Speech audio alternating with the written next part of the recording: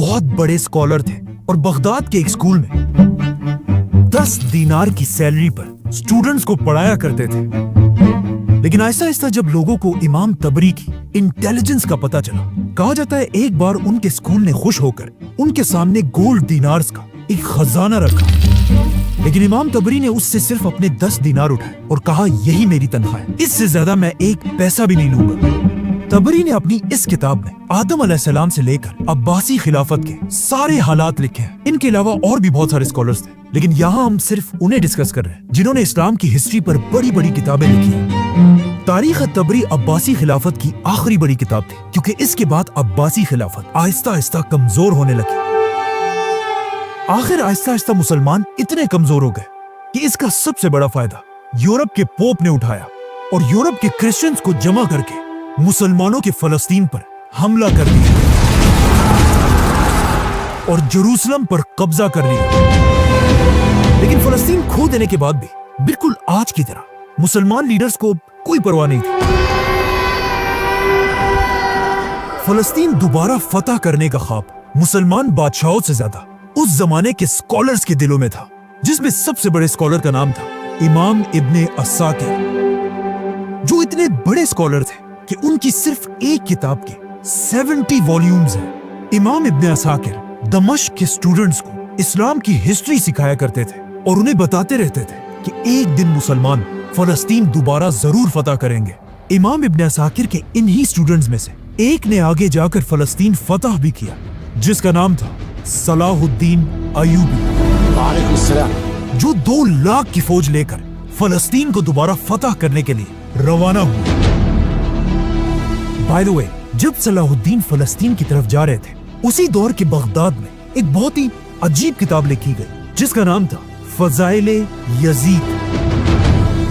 اس کتاب میں یزید کو اسلام کے ایک بہت بڑے ہیرو کی طرح پریزنٹ کیا گیا تھا اور ایسا دکھایا گیا تھا کہ یزید سے زیادہ نیک انسان تو کوئی ہے ہی نہیں. اور یہ کتاب اتنی فیمس ہوئی کہ کچھ مسلمان واقعی میں یزید کو اسلام کا ہیرو ماننے لگے. لیکن جیسے ہی اس کتاب کی خبر اس وقت کے سب سے بڑے سنی عالم امام ابن جوزی تک پہنچی، وہ اس بات سے ڈرنے لگے کہ کہیں ایسا نہ ہو کہ آگے جا کر مسلمان یزید کو اسلام کا ہیرو ماننے لگے.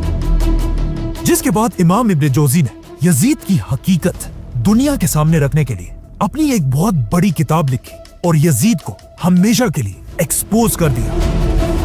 اب جب یہاں یہ سب ہو رہا تھا، وہاں صلاح الدین ایوبی نے آخر پورے فلسطین کو فتح کر لیا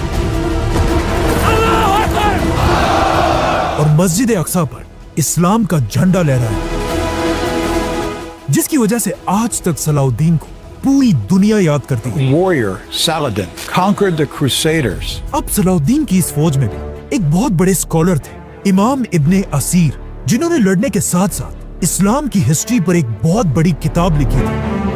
اور یہ ہے ان کی کتاب جس میں انہوں نے صلاح الدین کی جنگوں کے ساتھ ساتھ انڈیا پر حملہ کرنے والے پہلے مسلمان بادشاہ کی کہانی بھی لکھی، سلطان شہاب الدین غوری. مطلب ابن اسیر کے دور میں مسلمان فلسطین، انڈیا، ہر طرف صرف جیت رہے تھے. لیکن اس کتاب کے بالکل آخر میں مسلمانوں کی اصل تباہی کا وقت شروع ہوتا ہے اور مسلمانوں کو تباہ کرنے والے بادشاہ کا نام تھا چنگیز خان.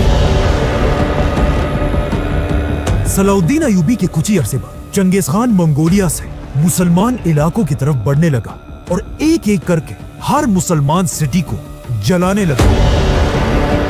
اور یہ علاقے فتح کرتے کرتے آخر چنگیز خان کا پوتا Hulagu Khan Islamic golden age کے سینٹر بغداد تک پہنچا.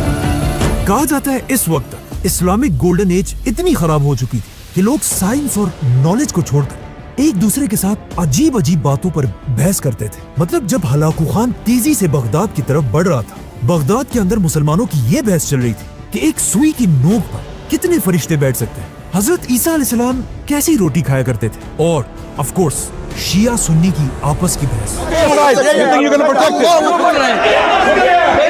اور جب مسلمان آپس میں ان بحثوں میں بزی تھے، ہلاکو خان کی فوج بغداد میں داخل ہوئی اور شیعہ سنی کو دیکھے بغیر سب کو مسلمان سمجھ کر سب کی گردنیں اڑا دی. کہا جاتا ہے ہلاکو خان نے بغداد میں اتنے مسلمان مارے تھے کہ بغداد کے دریا کا کلر مسلمانوں کے خون کی وجہ سے کئی دنوں تک बिल्कुल रेड था। और आखिर सबको मारने के बाद हलाकू खान की फौज दुनिया की सबसे बड़ी लाइब्रेरी हाउस ऑफ विजडम के दरवाजे तक पहुंची और उसे आग लगाकर उसकी सारी किताबों को दरिया में फेंक दिया। और ये इतनी ज्यादा किताबें थी कि इन किताबों की इंक की वजह से अब बगदाद का दरिया रेड के बजाय कई दिनों तक ब्लैक कलर का हो गया। और फिर हलाकू खान ने बगदाद की सारी पेपर बनाने की फैक्ट्रियों को आग लगा दी और इस तरह इस्लामिक गोल्डन एज खत्म हो गई और मुसलमानों की 400 साल की मेहनत बगदाद के दरिया में बह गई। और मुसलमान इतने कमजोर हुए कि मुसलमान स्कॉलर्स के पास भी लिखने के लिए पेपर भी नहीं था, जिसकी वजह से मुसलमान पहली बार यूरोप से पेपर मंगवाने लगे, जिससे यूरोप में पेपर की प्रोडक्शन आसमान तक चली गई और पहली बार यूरोप के क्रिश्चियंस मुसलमानों से ज्यादा पेपर बनाने लगे। अब जब मंगोलों की तबाही के बाद पूरी मुसलमान दुनिया में एक मायूसी छाई हुई थी और साइंस और हिस्ट्री की बहुत सारी किताबें बर्बाद हो चुकी थी, इसी दौर में कुरान की तफसीर और इस्लाम की हिस्ट्री के बारे में सबसे बड़ी किताब लिखी गई, जिसका ऑलमोस्ट हर मुसलमान ने नाम जरूर सुना होगा। और इस किताब का नाम है तारीख इब्ने कसीर। इस किताब का असली नाम अल बिदाया वन निहाया है, which means शुरू से लेकर आखिर तक, जिसमें उन्होंने आदम अलैहिस्सलाम से लेकर कयामत तक हर डिटेल लिखी है। इब्ने कसीर के बाद एक और भी बहुत बड़े मुसलमान साइंटिस्ट ने इस्लाम की हिस्ट्री पर किताब लिखी, जिन्हें कुछ लोग मुसलमानों का आखिरी बड़ा साइंटिस्ट मानते हैं, जिनका नाम था अल्लामा इब्ने खल्दून। और ये है उनकी किताब। इस किताब की पहली जिल्द को आज तक हार्वर्ड और ऑक्सफोर्ड जैसी यूनिवर्सिटीज में पढ़ाया जाता है, बल्कि इब्ने खल्दून के नाम पर आज भी तुर्की में एक बहुत बड़ी यूनिवर्सिटी बनी है।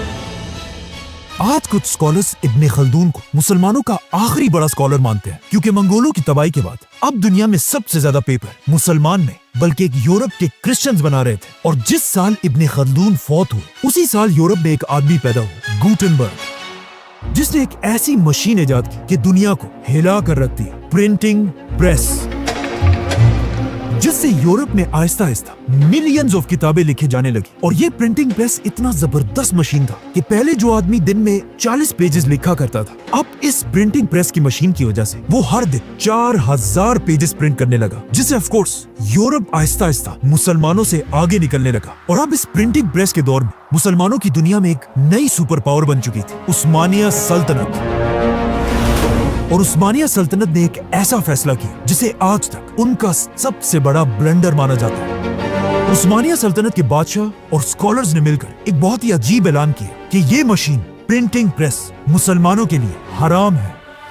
और वो इसलिए क्योंकि कुछ स्कॉलर्स ने कहा कि इल्म सिर्फ कलम से लिया जा सकता है, मशीनों से नहीं। कुछ ने कहा कि ये तो एक क्रिश्चियन इन्वेंशन है, इसे तो हराम होना चाहिए। और कुछ स्कॉलर्स इस बात से डर रहे थे कि अगर हर मुसलमान के हाथ में किताब आ गई तो फिर हमारा क्या होगा। जो भी हो, अब एक तरफ यूरोप के पास 1000 प्रिंटिंग प्रेस थे और दूसरी तरफ मुसलमान दुनिया में 0, मतलब एक मुसलमान अब भी दिन में सिर्फ 40 पेजेस लिख सकता था। और इसके मुकाबले में यूरोप का एक क्रिश्चियन दिन में 4000 पेजेस प्रिंट कर सकता था। तो ऑफ कोर्स यहाँ से मुसलमानों का डिक्लाइन शुरू हुआ और यूरोप ऊपर जाने लगा और मुसलमान इल्म और नॉलेज को छोड़कर ताजमहल जैसी बड़ी बड़ी बिल्डिंग्स बनाने लगे और यूरोप में यूनिवर्सिटीज और लाइब्रेरीज बनने लगी, जिसकी वजह से इब्ने खल्दून और अल बैरूनी की बजाय अब दुनिया के बड़े बड़े साइंटिस्ट यूरोप में पैदा होने लगे। Leonardo da Vinci, Galileo, Newton. आखिर यूरोप के इस प्रिंटिंग प्रेस के 300 साल बाद उस्मानिया सल्तनत को रियलाइज हुआ कि उन्होंने कितनी बड़ी गलती की है और 300 साल बाद मुसलमानों ने अपना पहला प्रिंटिंग प्रेस बनाया। लेकिन अब बहुत देर हो चुकी थी और आज तक मुसलमान दोबारा यूरोप के सामने अपना सर नहीं उठा सके। सब्सक्राइब।